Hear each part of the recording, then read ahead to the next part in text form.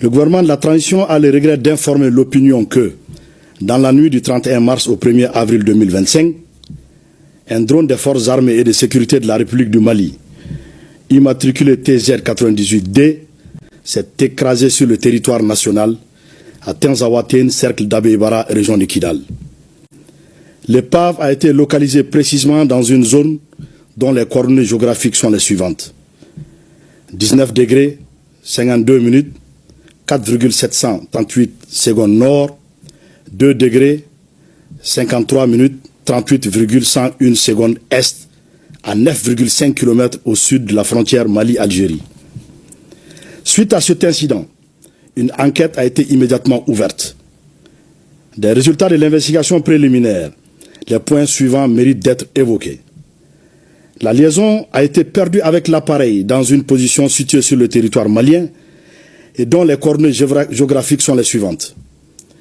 19 degrés, 51 minutes, 50,2 degrés, 53 minutes, 36,099 secondes est, soit 10,2 km au sud de la frontière Mali-Algérie. La distance entre le point de rupture de liaison avec l'appareil et le lieu de localisation de l'épave est de 441 mètres. Ces deux points sont tous situés sur le territoire national. Les dernières informations transmises par le drone étaient relatives à une rencontre de terroristes de haut profil qui planifiaient des actions. L'aéronef est tombé à la verticale, ce qui, probablement, ne peut s'expliquer que par une action hostile causée par des tirs de missiles sol-air ou air-air. Quelques heures après l'incident, le gouvernement de la transition a pris connaissance par voie de presse d'un communiqué du ministère de la Défense algérienne revendiquant la destruction d'un drone qui aurait survolé l'espace aérien de l'Algérie sur 2 km. Afin d'approfondir les enquêtes, les autorités maliennes ont demandé aux autorités algériennes de leur fournir des éléments probants étayant la violation de leur espace par un drone de reconnaissance malien. Depuis 72 heures, aucune suite satisfaisante n'a été réservée à la demande malienne. Le gouvernement de la transition conclut avec certitude absolue que le drone des forces armées de sécurité maliennes a été détruit suite à une action hostile préméditée du régime algérien. Cette décision repose sur les éléments ci-après. Le silence coupable du régime algérien accordé à la demande malienne et son refus de coopérer confirment la responsabilité de ce régime qui a tiré sur le drone entraînant sa chute verticale.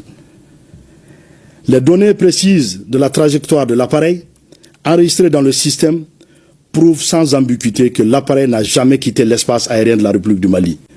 De surcroît, le point de rupture de liaison du drone et le point de localisation de l'épave sont tous situés sur le territoire national malien.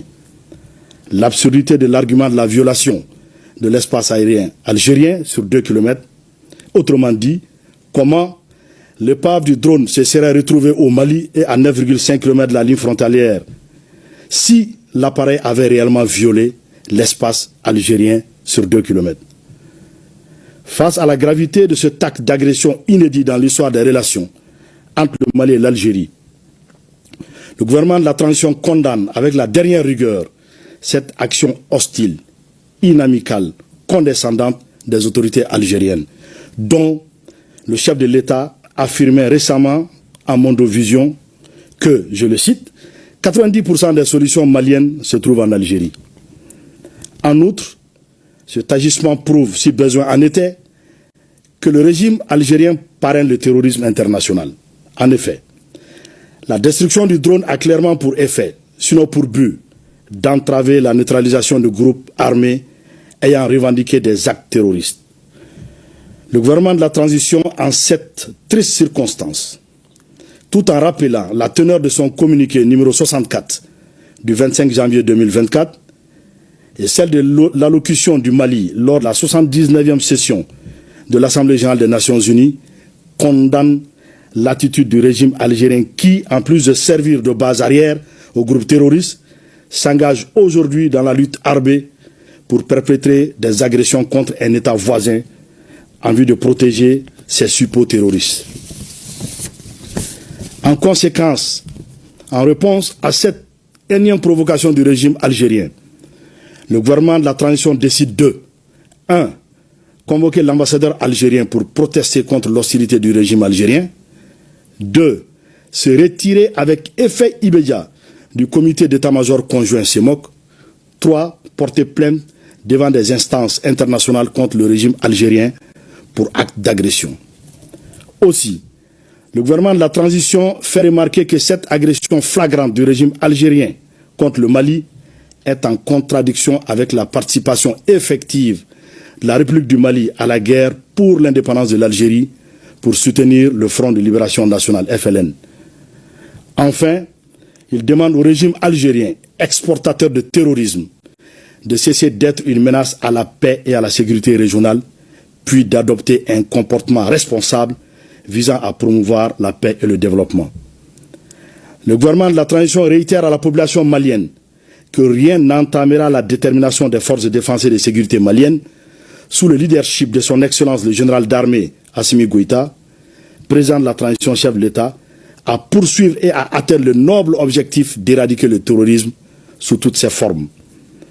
Suivant cette volonté, dans les heures qui ont suivi l'agression du régime algérien contre le drone malien, d'importantes cibles terroristes ont été frappées avec succès dans la localité de Tinzaouatène et ailleurs sur le territoire malien.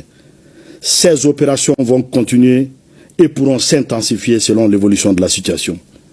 Que Dieu bénisse le Mali, préserve les Maliens. Fait à Bamako le 6 avril 2025.